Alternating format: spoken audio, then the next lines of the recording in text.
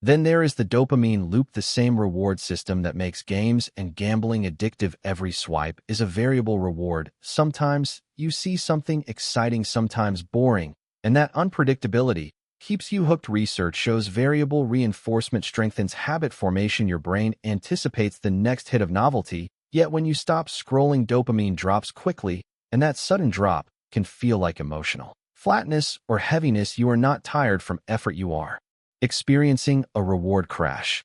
There is also emotional contagion. Your brain mirrors the emotions it observes when you scroll through outrage, fear, tragedy, arguments, and anxiety. Your nervous system partially absorbs those states, even through a screen. Psychology says mirror neurons activate when we witness emotion, which means your body reacts as if events are closer to you than they are. After enough exposure, your system feels saturated and heavy without a clear reason, because it has been carrying micro doses of other people's stress. Finally, there is the loss of agency. Endless scrolling often removes intentional choice. You open your phone for one purpose and end up somewhere else. This reduces your sense of control, and research shows perceived lack of control increases stress and mental fatigue. When your time feels consumed rather than chosen, your brain interprets it as energy lost, not invested, which deepens that heavy sensation afterward. So the heaviness is not random, it is cognitive overload. Social comparison, dopamine crash, emotional contagion, and reduced agency layered together. Your brain is overstimulated, yet undernourished, flooded with content, yet deprived of meaning. And psychology says humans thrive on depth, connection, and intentional action, not endless fragments.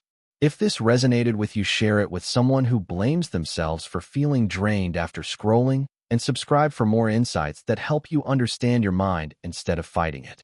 Ever feel mentally full but emotionally empty after just a few minutes on your phone, as if your mind consumed something but your heart received nothing, as if you absorbed hundreds of stories, yet somehow lost connection with your own? This strange heaviness that settles in your chest is not laziness, and it is not weakness. It is your brain reacting to a world it was never designed to process at this speed.